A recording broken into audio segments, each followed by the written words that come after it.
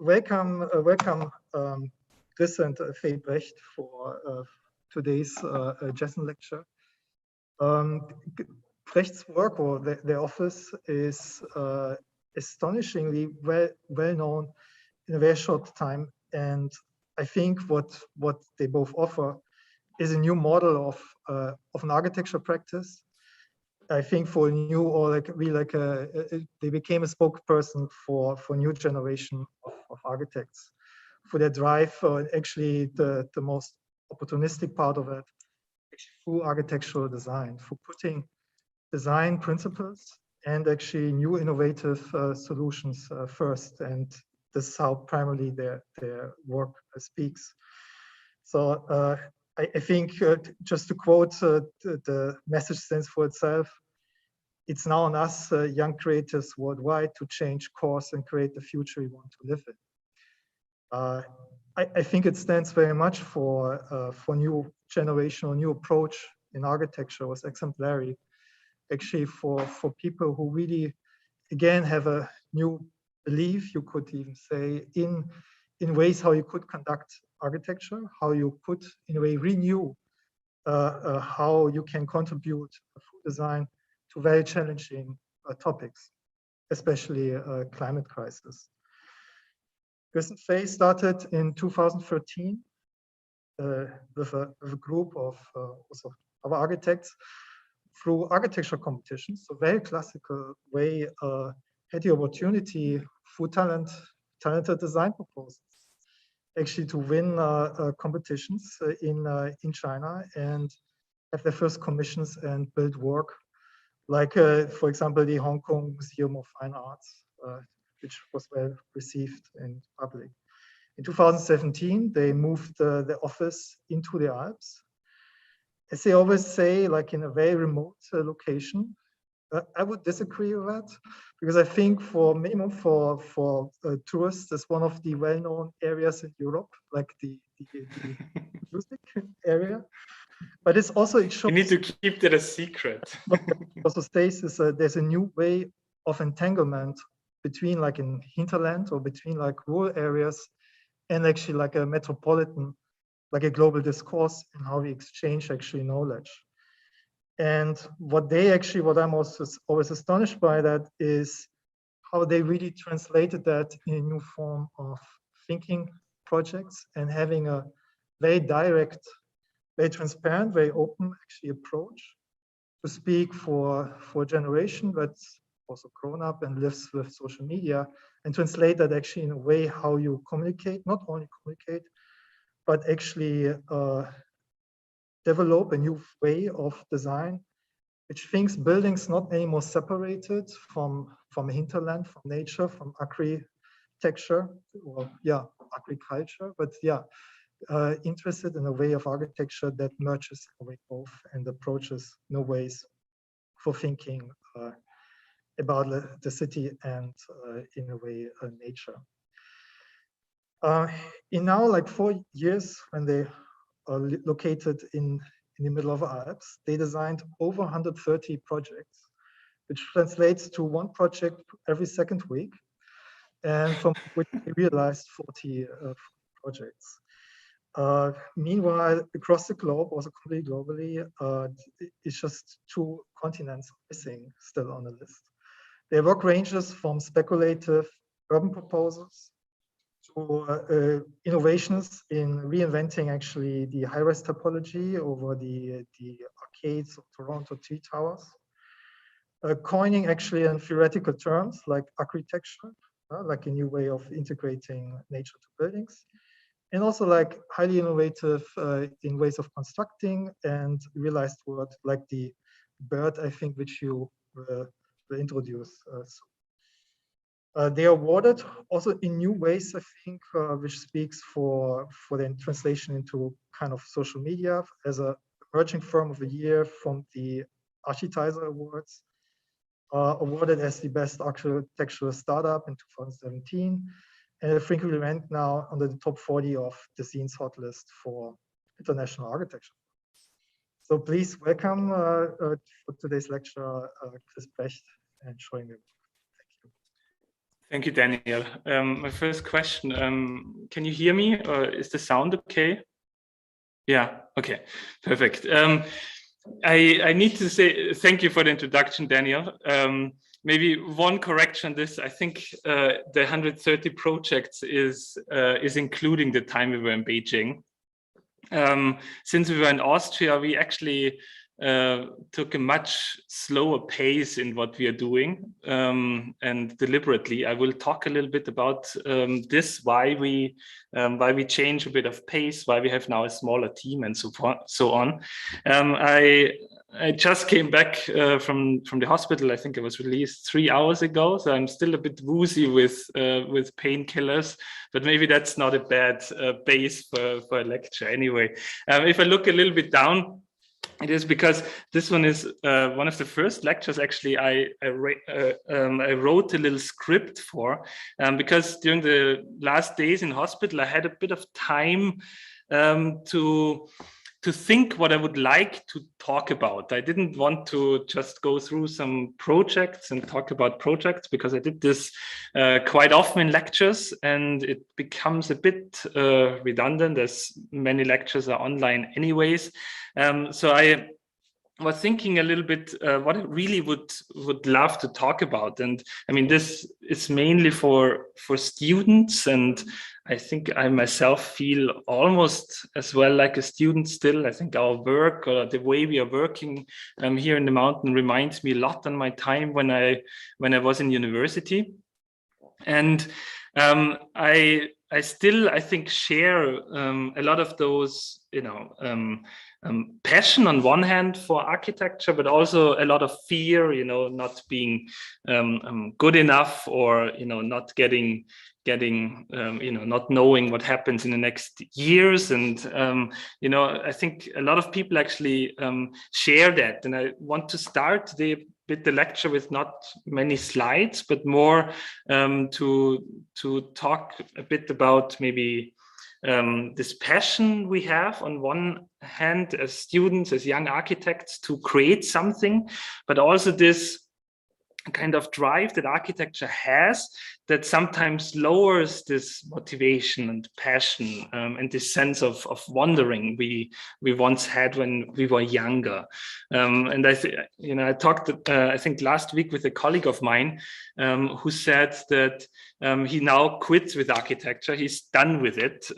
He's now switching to the other side and becomes a project developer, because he's just burned out and he doesn't want to do it anymore. And I know a lot of people actually who get into architecture with this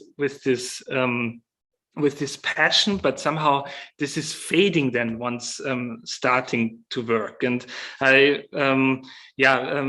would like to use a bit time to talk about this, about mental health, and also about our own story, that we were also at a point that on time when we really lost all motivation for architecture, because it didn't feel right anymore, and all the measures we actually took to regain this passion and this sense of wandering. And then I will slowly then transition into 2 projects that I would like to show you in more detail. So I don't show a lot of projects today, but I will focus on 2, and those in a bit more detail. So let me share my screen for a moment. Okay. All right. I called the lecture "Wandering and Wandering" because I think we are both connecting here a bit in the mountains, and on one hand the wandering in the mountain, and wondering about things in the studio. And the lecture is also a little bit about this, the importance of this of wandering, about projects, and not losing this drive when becoming an architect. So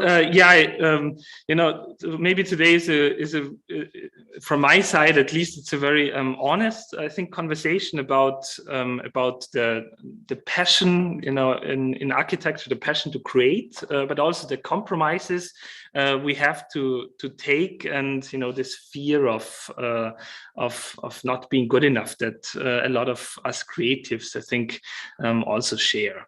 But let me first, I think, start with the premise that I think that architecture might be for sure one of the most fulfilling and also beautiful jobs there is, or maybe hobby there is, because I mean, architecture in itself, it is extremely diverse. You can work on a very small house one day, and on the next day you can think about the future of the city of tomorrow.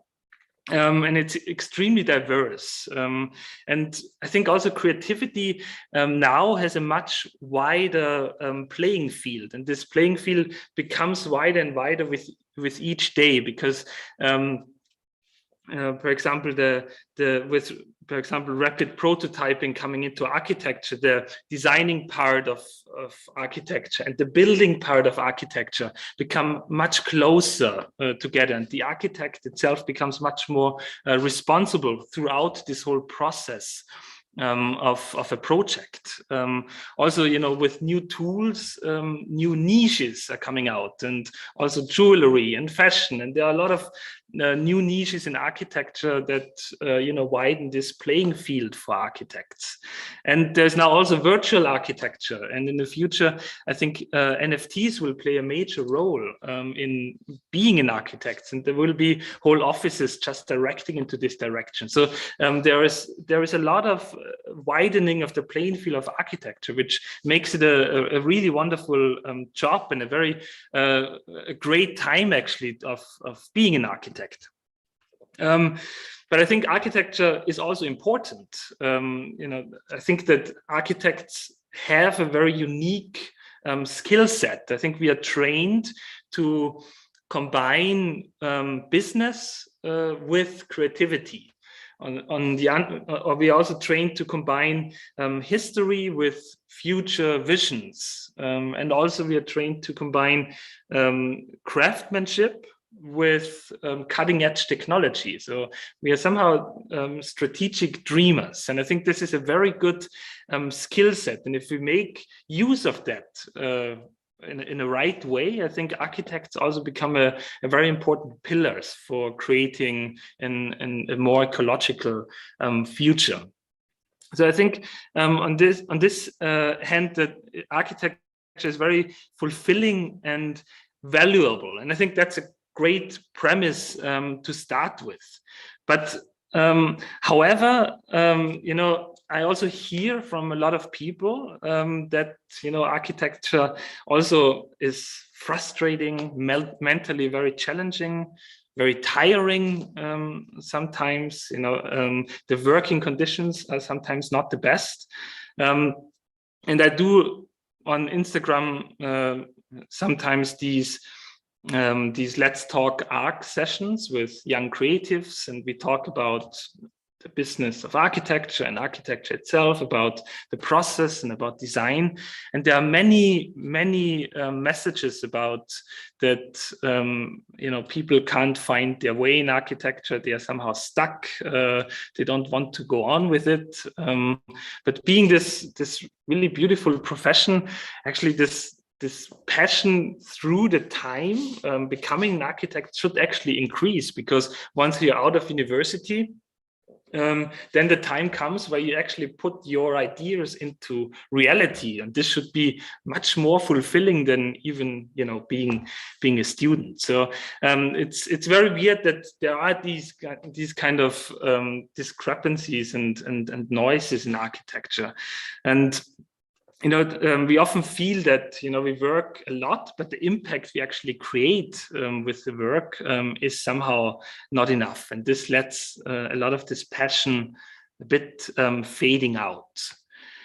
And for me, it was a bit similar. I also lost a lot of passion for architecture. Once I finished studying, and once our first office got some dynamic and started to grow, and the further we grew, the more we somehow lost this sense of wandering. And this was a very pity time with that. And maybe I use now a little bit this lecture to also tell my story and what we then actually did in order to regain motivation and passion for this wonderful craft.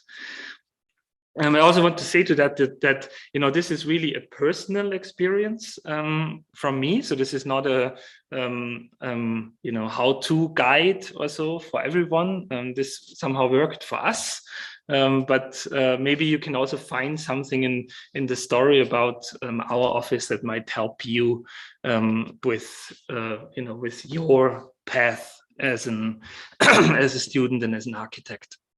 So before I actually got into architecture, I was into sports. I was a professional ski jumper, and I did this until I was 19. And I think sport was a very good school of setting goals, having an ambition, and somehow training to reach this goal. And I did that until I was 19. And it also taught me, how to lose and what failure means, and how to deal with losing. And I lost a lot, and I lost maybe a couple of times too many. So at a certain point, it is either you go to the Olympics when you're good enough, or you don't go to Olympics. And I didn't go to Olympics, so I tried to I retired with sport and tried to find something else. And architecture there was a nice choice, because it meant sitting down for a bit, leaving sport behind. So this was a very welcome change. And by then I was working a lot with 3D software. Back then, I think it was 2002 or so, used Blender and starting of Cinema 4D. And I did a lot of animation and character modeling. And I chose then, I don't know why, architecture as my subject in university. And the first lecture I actually had was by the founder of Snøhetta, by Kjetil Thorsen. He was my professor in university. And he said, in the first lecture I heard him holding, he said that the best architects, they study the longest. And this somehow resonated with me. It was a very beautiful sentiment that there is time for studying. I studied for 9 years, and I was quite fast. And there was a lot of time actually, to also lose, to start learning how to deal with failure again in architecture. And it prepared us pretty well, I think, for the later time when competition came and so forth. And I think one of the second or third lecture was my second professor, Patrick Schumacher, from Sahadit. And there, I saw the first time what is really possible with architecture. And I got immediately hooked, working with 3D software. I finally saw some sense how I can implement this. Although I think the style of our work then changed completely from this direction. The passion for it never did. And it always, we were completely hooked always on architecture. And, there was, as a student, I think you have your university work, and then you're trying competitions, and then you're side hustling with a couple of offices, maybe starting to create your own office. So this was always like part of our time when we were studying. So there was a lot of sense of wondering. There was a lot of passion and motivation for being an architect. And yeah, we did, as Daniel said in the introduction, we did a couple of competitions. We won then our first competition while we were still studying. We founded then a studio called Panda.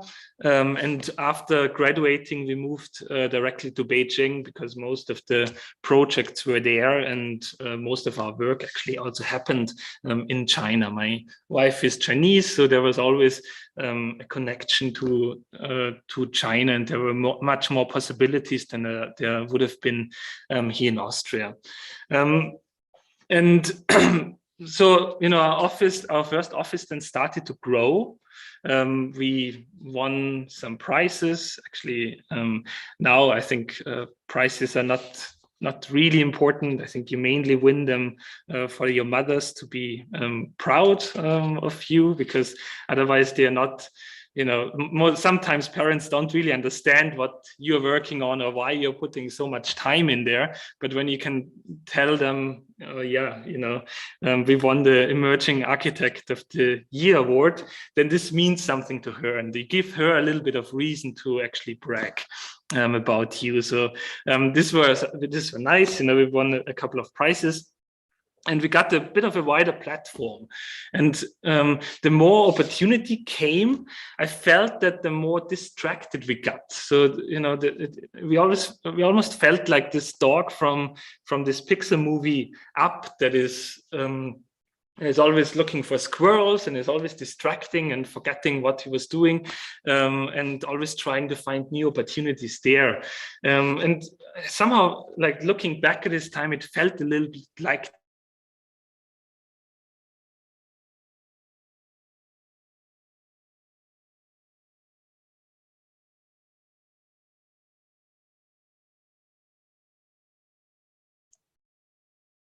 Oh, we might have lost Chris shortly.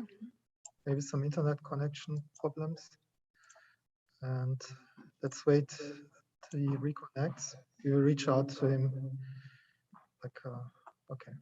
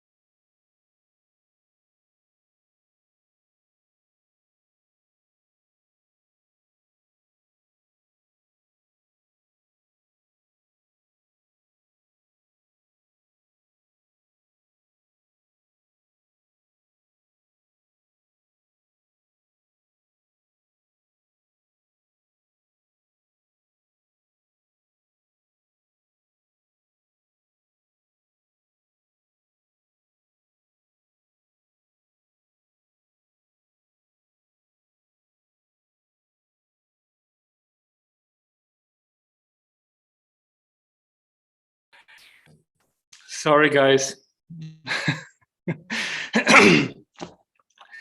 That wasn't planned, by the way. Let me switch back. I think we were still on slide 1. Second.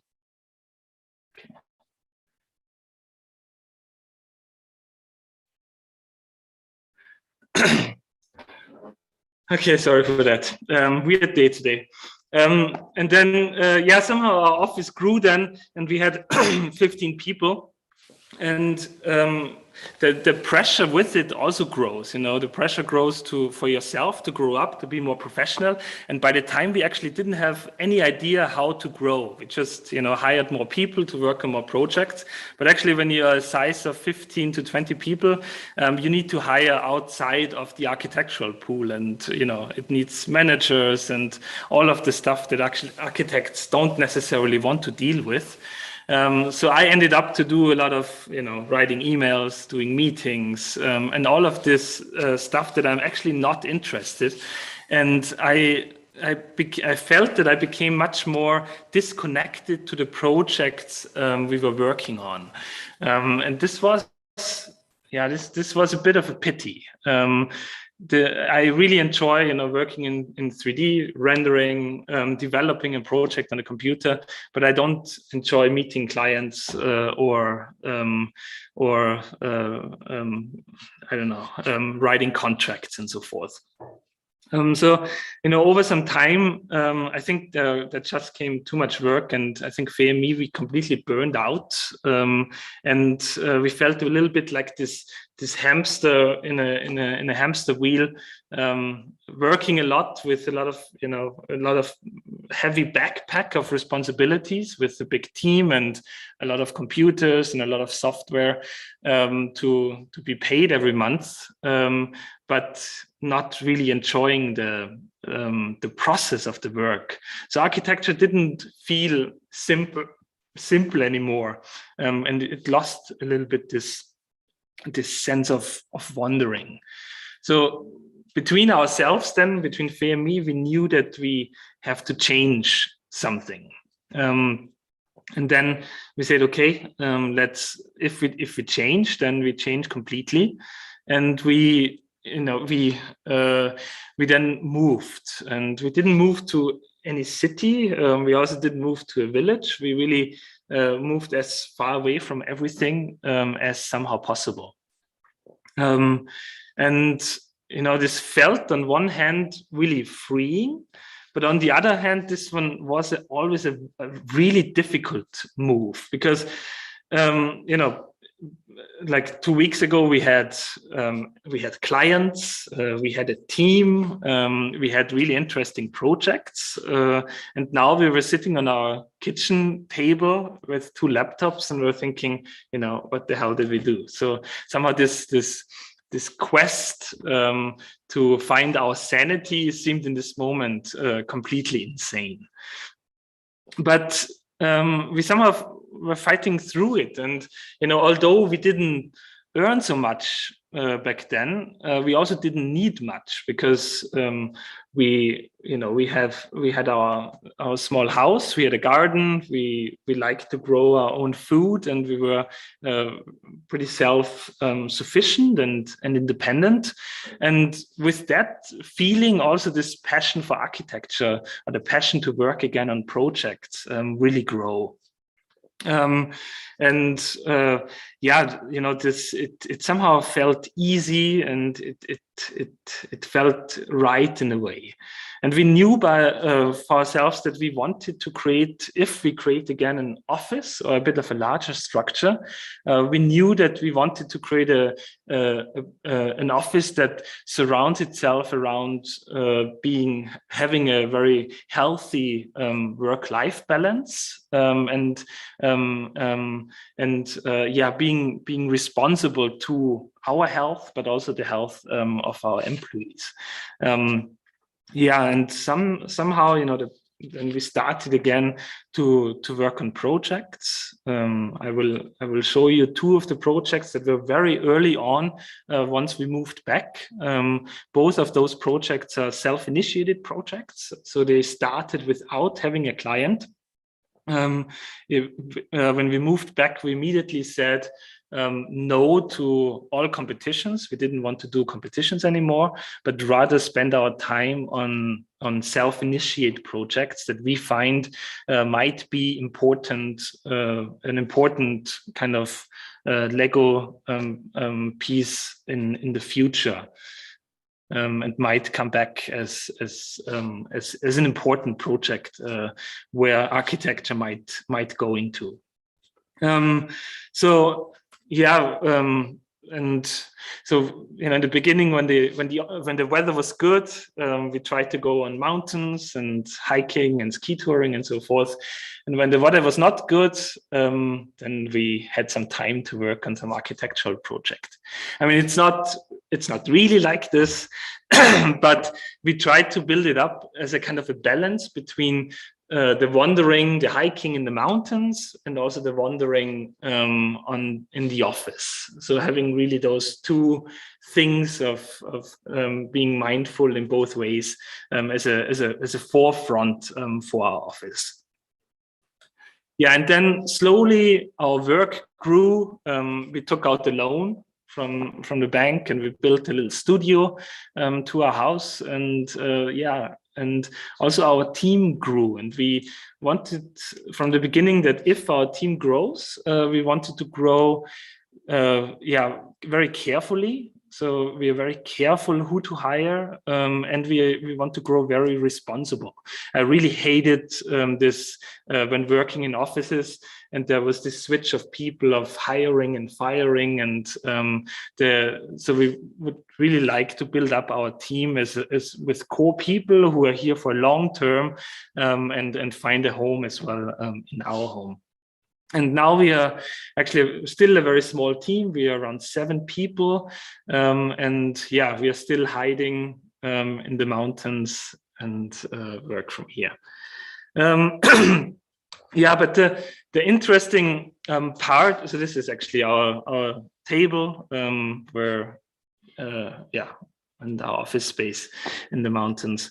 And the interesting part is actually that I think that how you live and your personal story is also influencing the projects that you're working on. It took me some time that I discovered that, but I think with this move somehow more back to the roots, back to the roots of my family and where I grew up in. Also, then I think the projects we work on became much more personal. They fitted much more to what we wanted to say as an architect, and it gave us a good foundation actually to move forward then with our studio.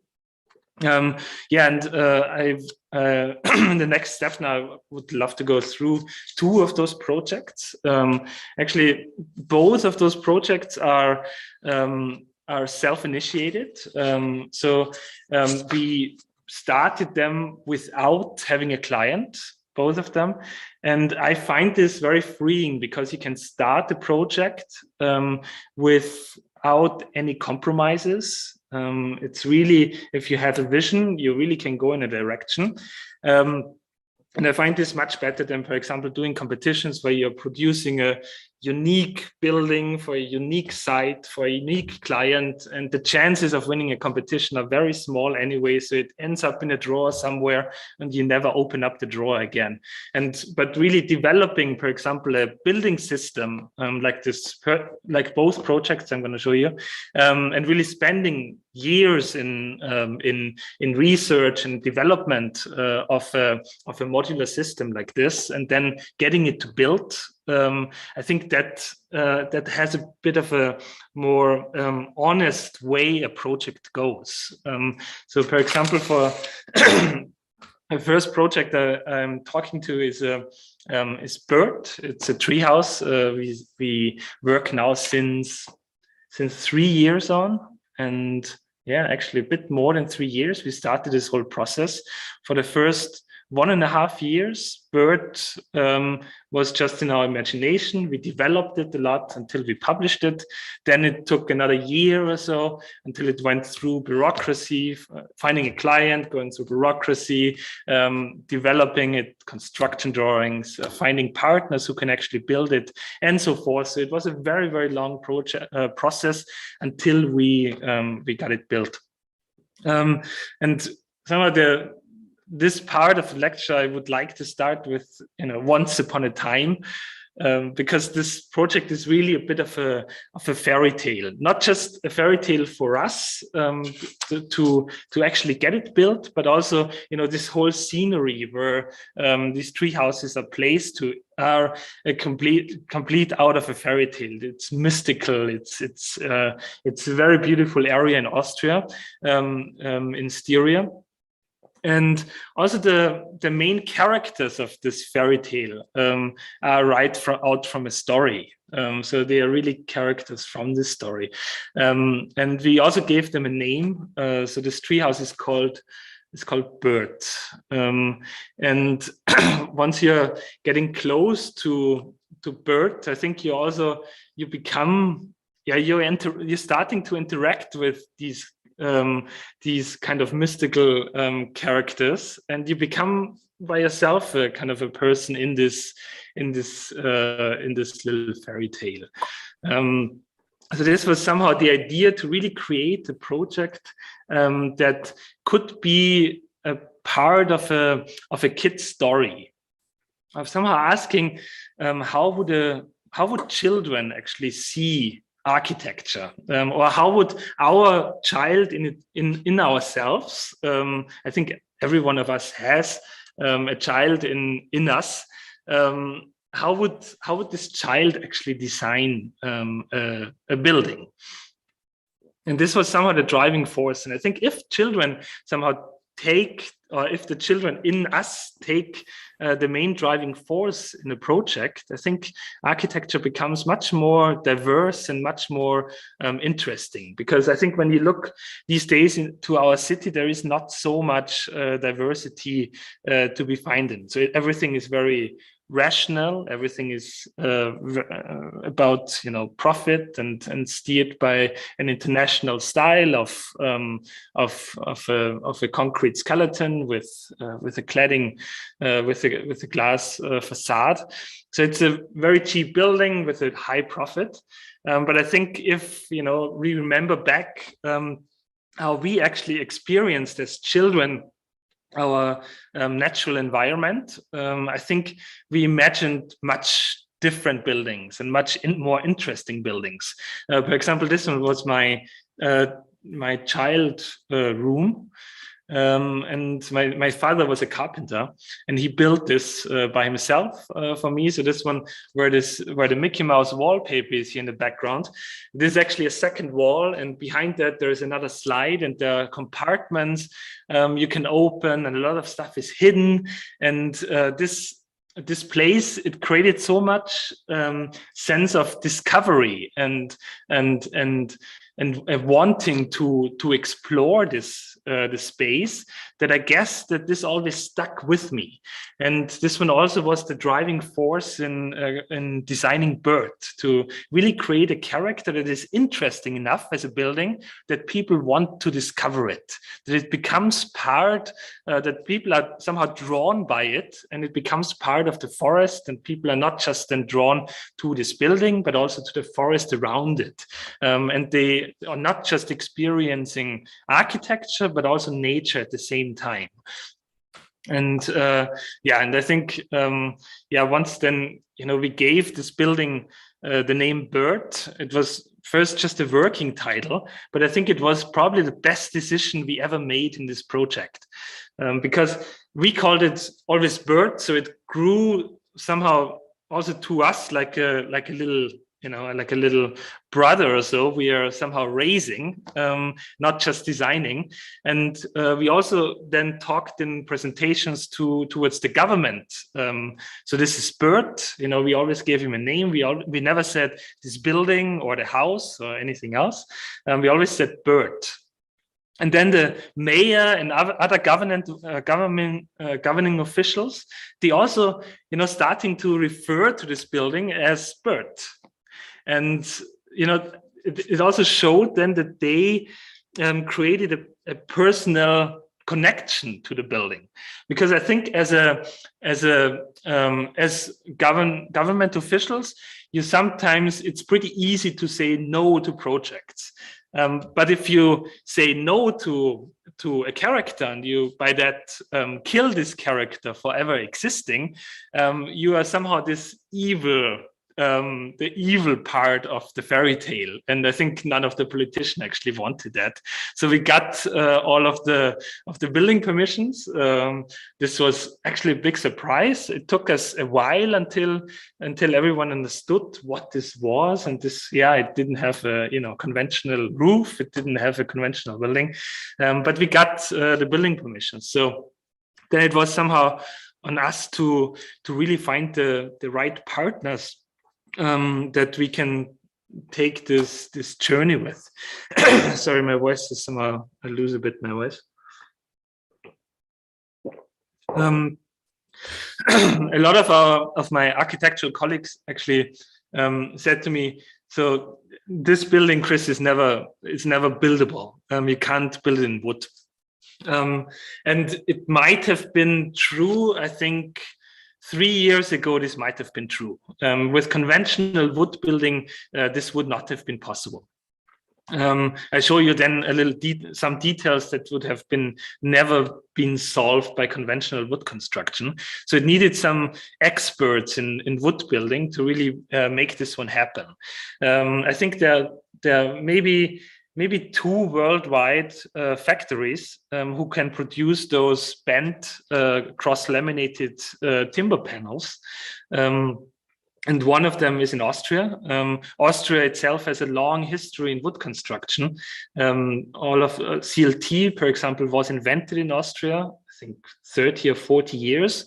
We just didn't have the vision what to do with the product. But cross-laminated timber is an Austrian product. And we built for a long time just single-family homes with that, until some foreign architects then, showed us that actually, because it is cross-laminated, you can build skyscrapers with it. So, this gave then CLT a worldwide fame, and it's heavily used now. But there are not a lot of factories who can actually produce bent CLT panels. And then there was another factory, and through a lot of research with them, and I think it took us around a year or so until we figured out what is the best use actually with which CNC robot we can cut the panels, and they then got the robot from car manufacturing and rebuilt it to actually cut those panels for us. And I think you see it on a later slide how important actually this manufacturing process was. Then those panels marked, loaded, and put to site. And there it was constructed, as you could imagine, fairly quickly. And this is, for example, one of those details that would, I guess, never have been possible with conventional wood construction. So here you actually see a seam that goes from 90 degrees as a chamfer to 45 degrees, and this one within this slide that goes up there. So once this one is on site and you see how perfectly they fit into each other, how easy it actually seems to build that, but actually how much research and development there is for just this one joint. And all of the wood elements in this building, they are all visible from the inside. So precision was one of the key factors in this whole project. Here, quick.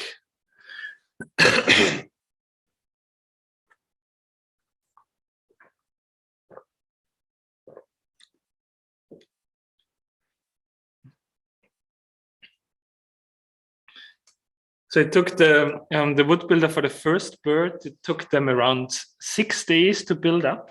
In all, we built around 4. In all, we built 4 birds, and the last one, it was done in 1 day, so within 1 day. So there was also a lot of learning by doing from the wood builder side, and it was really fascinating of how much passion and motivation the people had who were actually part in the project. I guide you a little bit because a lot of people might never see bird from the inside. So I guide you a little bit through the inside of bird. It's now open since May. And I think so far it has been every day booked out, and I'm not sure if next year is still a space to actually book it.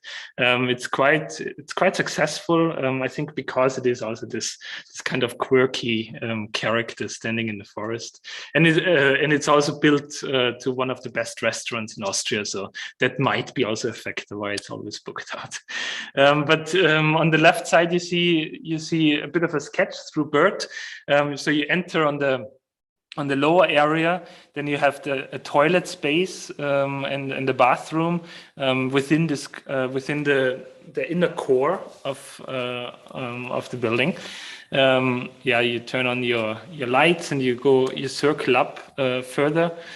This one is already the shower on the upper floor around here. I'm not sure if you see my mouse, but it's in the center here on the first floor. On the left side, then you have the little kitchen area and a little area to relax, and in front of it a small and in front of it a small balcony. This one is the first little bedroom. It would be a kid's room or a room for a dog, but something very close then to nature. You see that also the glass itself is a really heavily thought out element. It's a one piece that goes onto the whole facade. That there are no seams in between, that it creates this notion that you are as close to nature as somehow possible. Yeah, and the best glass is the one you probably don't see any seams and any joints. So yeah.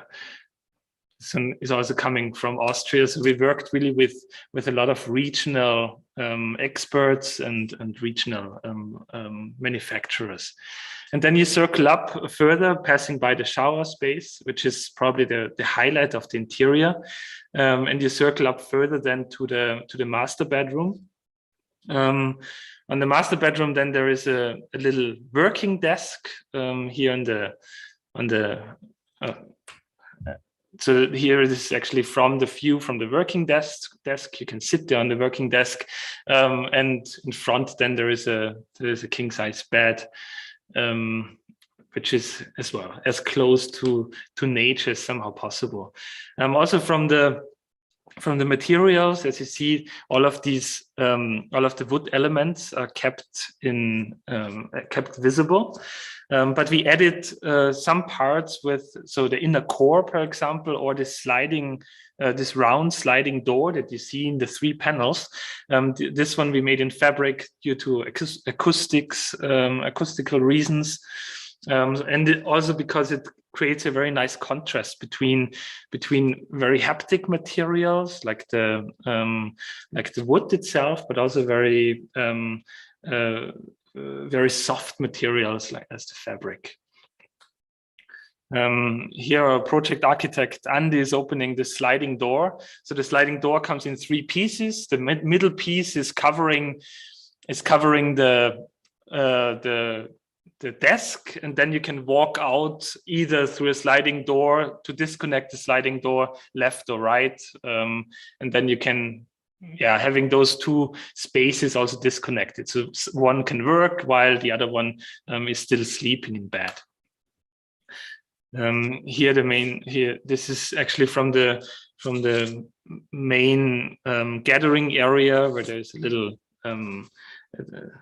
table for eating your food, and also the access to the balcony.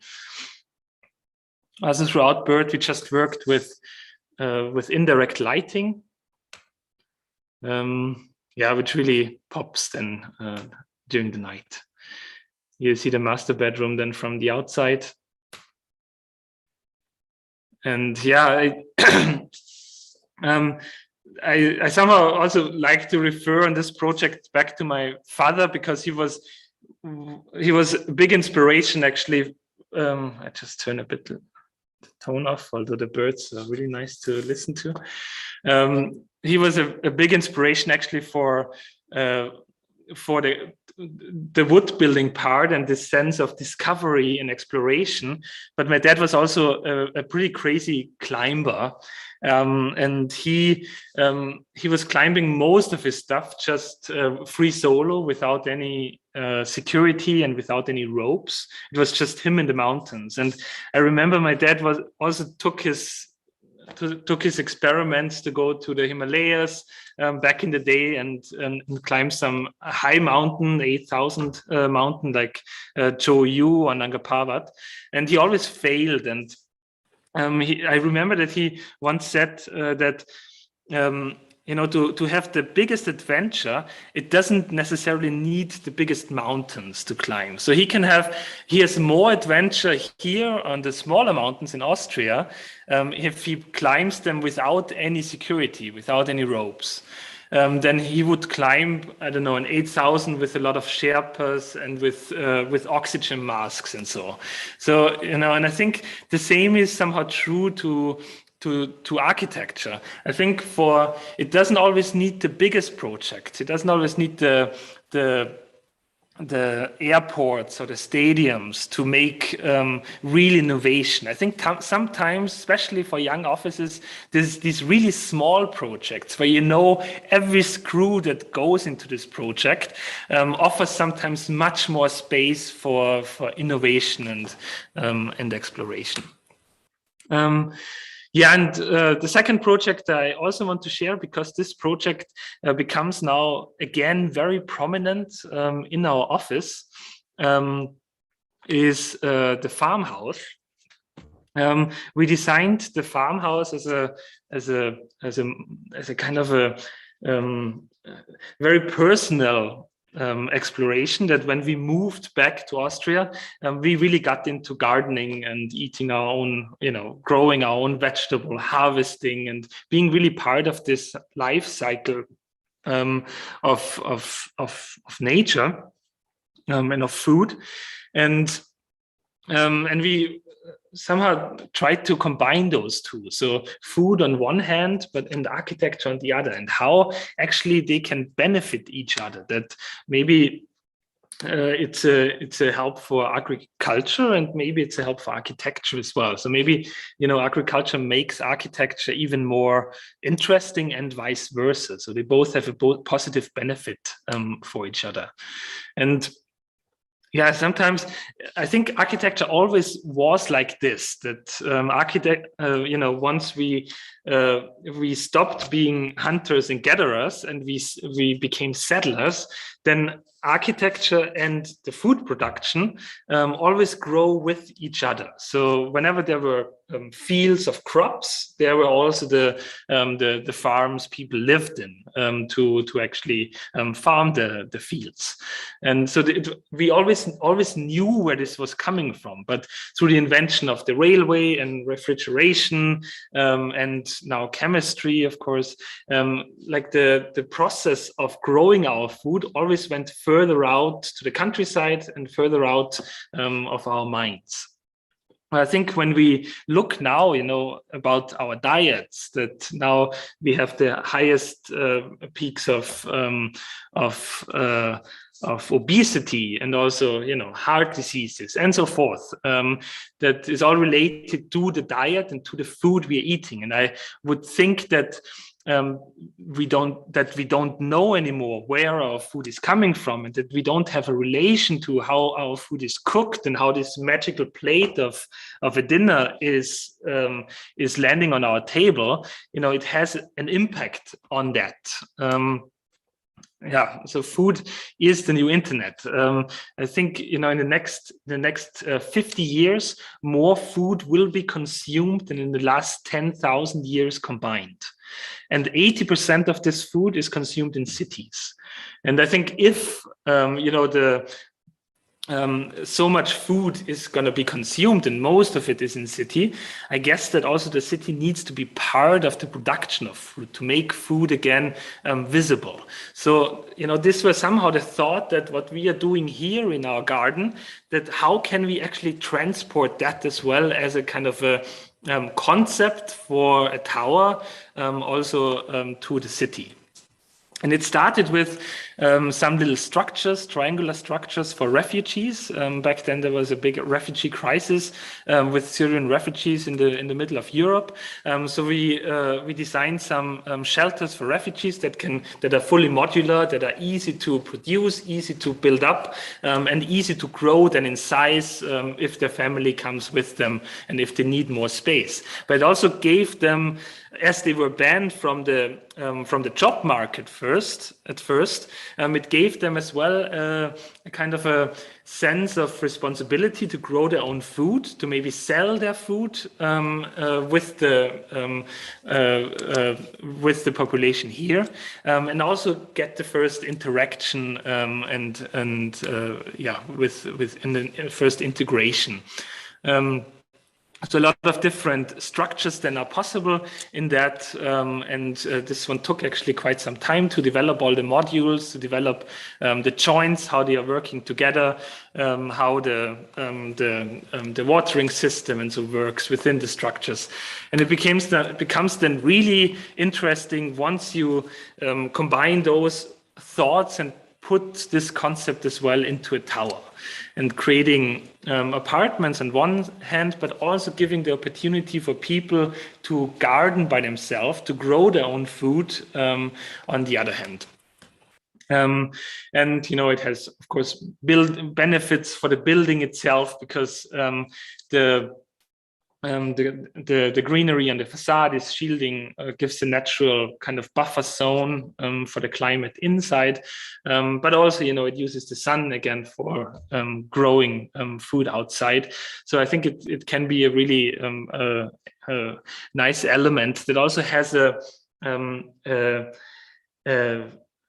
signal towards the outside as well, because people from the outside also see again where actually a tomato is coming from, how much work and time it actually needs, how this whole cycle of food production works, and how much it actually takes to produce food.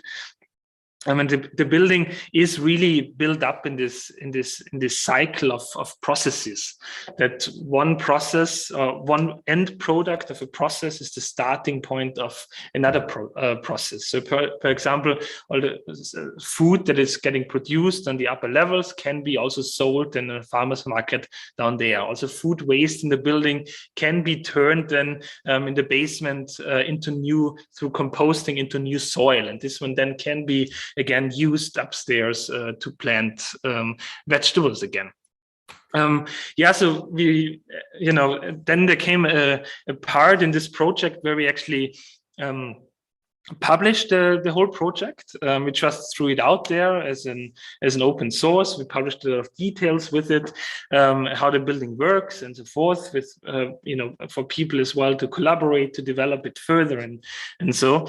And the same actually we did with Bird, that we started this round because we worked on this one I think around 2 years. On Bird we were also working around 2 years before we published it, or 1.5 years before we published it.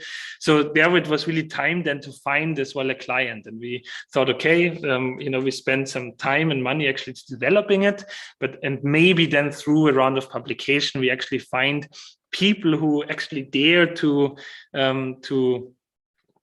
be inspired by that and collaborate further, than to turn this as well into a reality. With Bird, this one worked quite easily. I think there were around, I don't know anymore, but I think at least more than 30 people who wanted to build Bird immediately with us. So it was more for us, a kind of a casting with who we want to work and who are the right partners for developing this further. For this one, of course, building a tower that is very far away from this method of building just a concrete core with a glass cladding on top of it.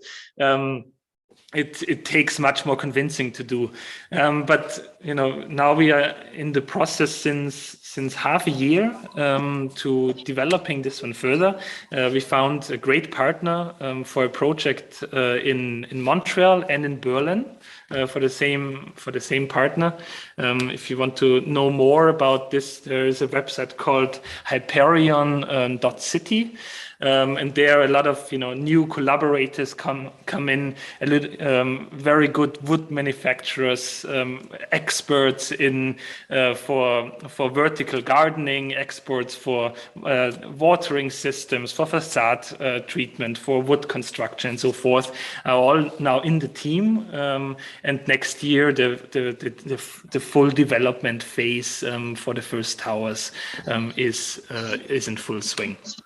And so somehow also through this kind of the kind of drive and passion and this sense of wondering of how could actually our passion for architecture create and our sense of naivety and looking at the world through the eyes of children can maybe change the building in a very, very personal manner as well.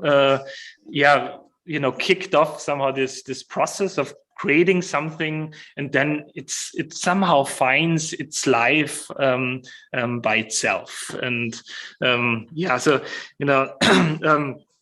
so I think that as well, this sense of passion, I think, is something so important, that because we need to remind ourselves all the time that we are still very young in this whole process. Let's see, I think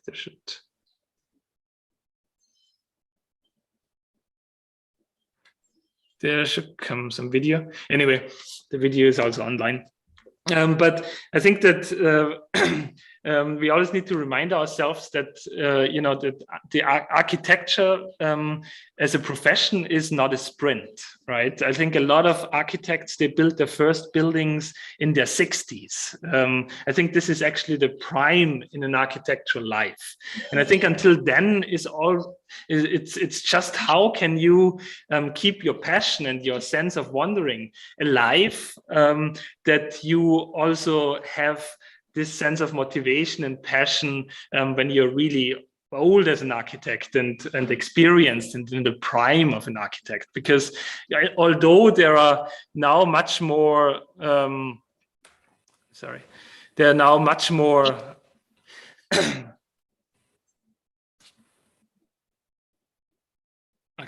although there are now much more opportunities, I think, for young architects to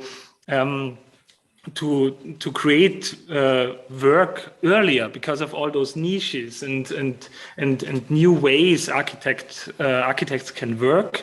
We always need to remind ourselves, I think, that architecture is a marathon. And for us, for Faye and me, this move to the mountain somehow has shown us that we always define success probably in the wrong way. Me coming from sport and having this competitiveness in me from my previous life as a sport guy. For me, it always meant, success in architecture to have a big office or have big projects or, create some fame as an architect.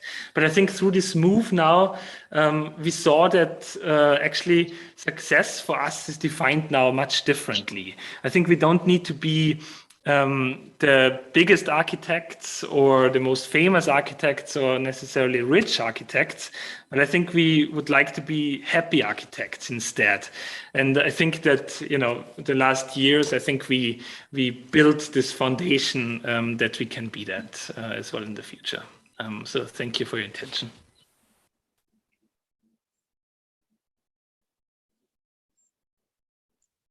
Hey, thank you, Chris. Amazing lecture. Thank you so much for your talk. Are you open to take some questions? Yeah, sure. If my voice can handle it, for sure. Yeah. So for the audience, please feel free to raise your hands for questions, write in the chat. Also, we will look to the live stream on YouTube. So also you could, as when you're watching that on YouTube, begin to raise questions for Chris. Yeah, maybe as a short session, when everyone thinks like what they could ask. I mean, like when I summarize it or think about it, like your message is an incredible call for kind of like humanizing again architecture. So what completely new to this was actually the thought how you actually work as an architect in a new way of practice. In a that actually like having an alternative to through digitalization, we see this kind of verticalization of offices. So architecture offices became bigger and bigger because actually what technologies allow us actually to make more and more complex buildings. But you drew actually, or you're drawing exactly the opposite conclusion, that it actually allows in a much more decentralized, much more distributed way to see you as an architect have a very subjective role, but also part of a field what you see in a way distributed, I would say, that you, I think, imagine much more like a future for architecture practice as like for a whole range of small and very specific offices. Maybe right. from my side. Sorry. Oh yeah, just continue. Just jump in. Yeah, no, I just wanted to say, I think on one hand, I think that's right, because I'm very I fear growing. I really fear growing, and I fear that I'm not sitting on the computer anymore and model and render. I really love this, and I want to keep on doing that. And I think if we grow a lot as a team, and I think if you get some bigger projects, you can grow very, very fast as a structure. It goes out of hand, and I did this once, and I learned my lessons from that, and I don't want to do that anymore. So really growing okay, but really responsibly. So in order to do that, that also means if there is a bigger project coming, or if there are more projects coming than you could handle alone, that means you don't necessarily need to grow, but you need to collaborate with other offices. And this is I think much more freeing, because we did a lot of different collaboration, for example with Arthur Mamumani. We did a lovely project, and Arthur, for example, has skills that we don't have, right? So I don't need to hire the people who have those skills, but we just share a contract with Arthur, and he can benefit from whatever we know, and we can benefit a lot from what their team know. And also for the teams itself, they work again with different people and in different setups, and I think that can be fulfilling for everyone that is involved in the process. So I find this sense that young architects are not so much in a competition to each other, and not so much driven by an ego. I find this, and more by collaboration and learning from each other. I find this a much better way to also make maybe architecture really relevant again with the young voice of people who really know what teamwork and so means. Because as you said, Daniel, the projects, they become much more complex. So it needs experts for every little thing in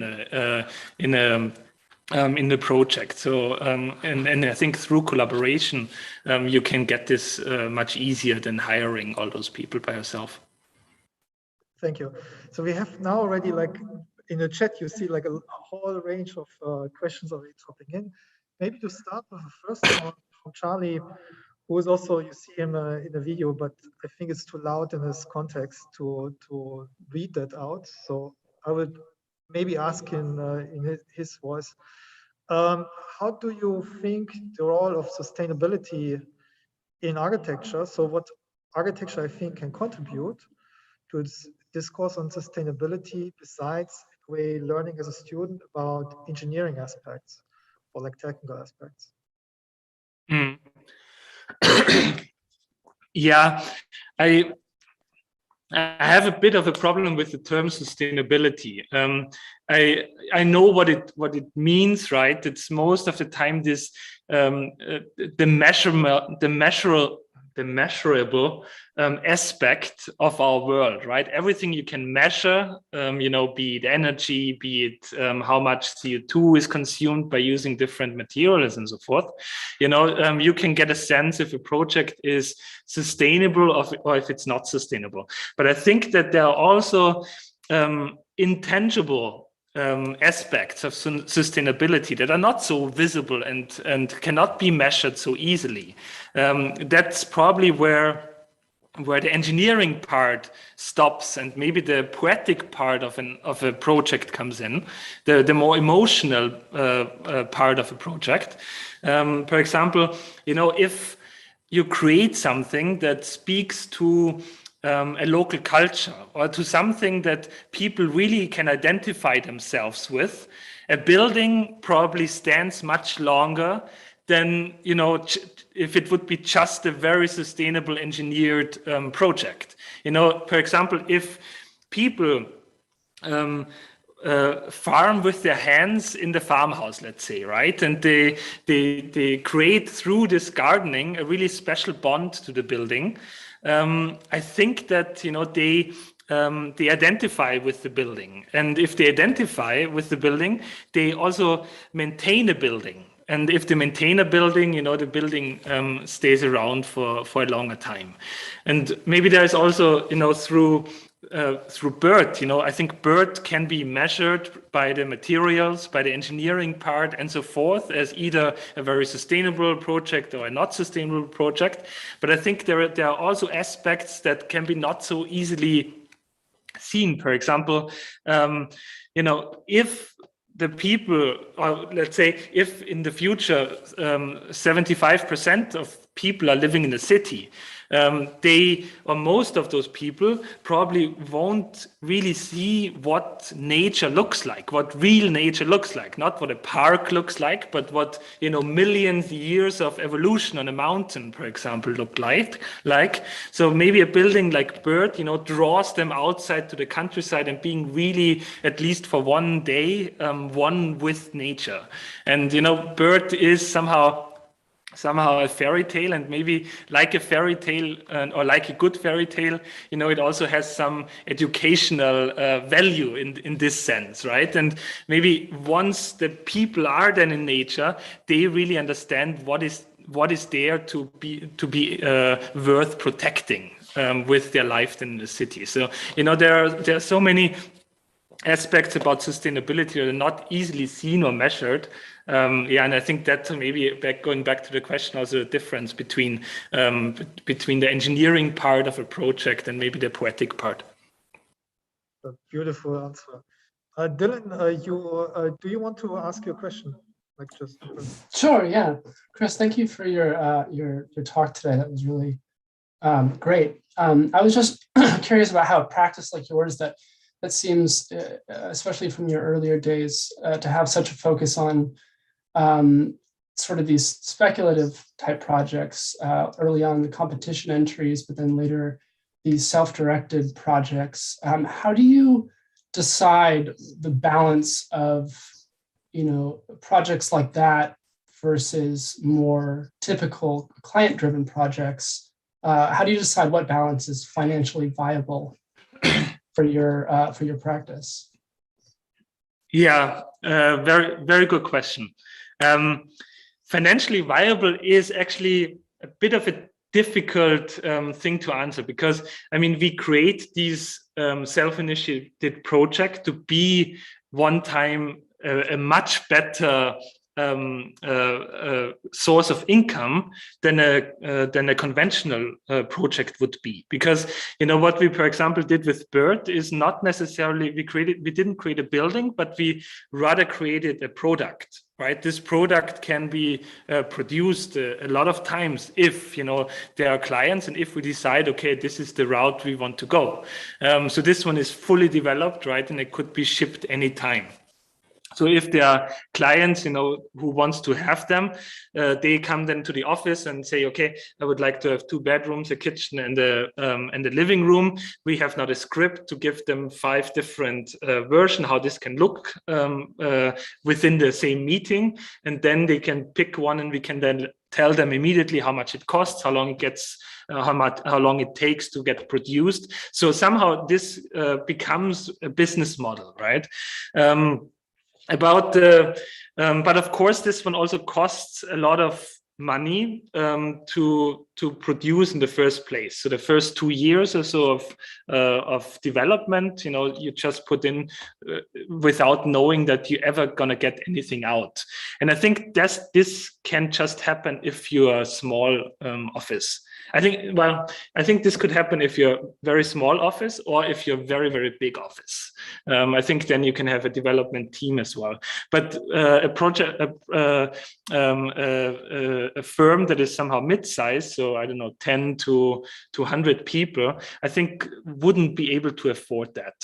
I think there's too much package you have to fulfill every day to somehow acquire new projects to get your team to work. But if you're smaller, then you can say, okay, 50% of the time, that's how we started, 50% of the time is going to self-sufficient projects and the self-initiated projects, and the other 50% is going to client projects. We tried to somehow keep this balance, but it didn't work. Now I would say we are at 70%. Well, not necessarily. I mean, those projects then came back, right, and now got developed. So, I think we are around 70% of client projects and 30% on self-initiated project. But those 30% include then the development work, for example, that is coming now for the farmhouse, or that came with BERT, or with some bamboo buildings we did in the earlier days. Well, thank you for the specifics. It's really helpful. Thanks. Yeah, thank you, Chris. Maybe last or another question by Juan. I don't see Juan online anymore. Juan, are you still part of the form? Yeah, I'm right here. I'm not sure you can see. Hi. I really enjoyed your talk. I was interested. You're talking about the software that you were interested in the early days.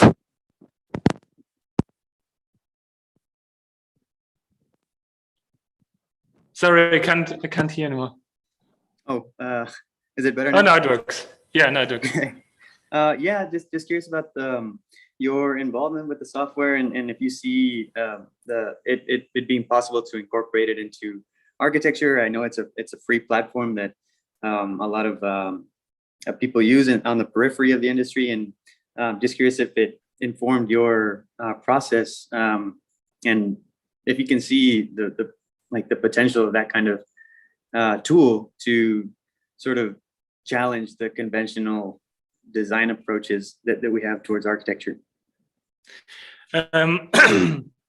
I didn't fully hear the question, but I think you were talking about Blender, right? Yes, yeah, that's right. Okay, yeah. I have to say I'm not working with Blender anymore. This one was very, very early on. And then Blender was bankrupt. It couldn't be developed any further. This was 2000 and I think around 2000. And then through crowdfunding, I think they got the 100,000 or so to get it working again. So there was a bit of a break where it was not sure if Blender is still going or if it's dying out. And this one was exactly the time when I started to use it, and then I switched when this time was. I switched to Cinema 4D, and I stuck with Cinema 4D since then. But I mean, Blender, I think, is a unicorn. in 3D software. I don't see there are a lot of things out. I mean, maybe Grasshopper was also something that could be compared, right? It was for a long time, you know, it's implemented in Cinema 4D. It could in Rhino, it could be its own software package as well, right? So many people are using it, and but I think it's still a pretty fair package. But everything else that is coming and where architecture is probably heading to, right? Regarding BIM softwares, that you know, they're getting more expensive from year to year, and I think that Unreal will have also a big part in the future of architecture, I bet. And you know, these are part of the biggest software developers. It's very difficult, I think, to find competitors out there who can create the same quality. I'm not sure if this works. I mean, this development that Unreal, for example, put in the new engine, it just came because they created Fortnite and they made a bunch of money with that, so they needed to put it somewhere, and thank God it was into Unreal. You know, that cost a lot of money. I'm not sure if this is possible for any other, you know, open source software package. I'm not sure. But I think Blender is their really unicorn. Thank you. Thanks so much. What your work shows is that today digital technologies and architecture have much more matured. I mean, that work what you showed today without being conscious about discussion in blockchain or NFTs, without being actually skilled in robotic manufacturing, I don't think projects would be really possible, and that's great to see. Do we have maybe like another urgent question from the audience? Otherwise, maybe shortly. Otherwise, I would like to thank Chris for today. Amazing lecture, like very open, very direct, and yeah, a lot of new discussions. Very motivating. Thank you, guys. It was a pleasure. Thanks for having me.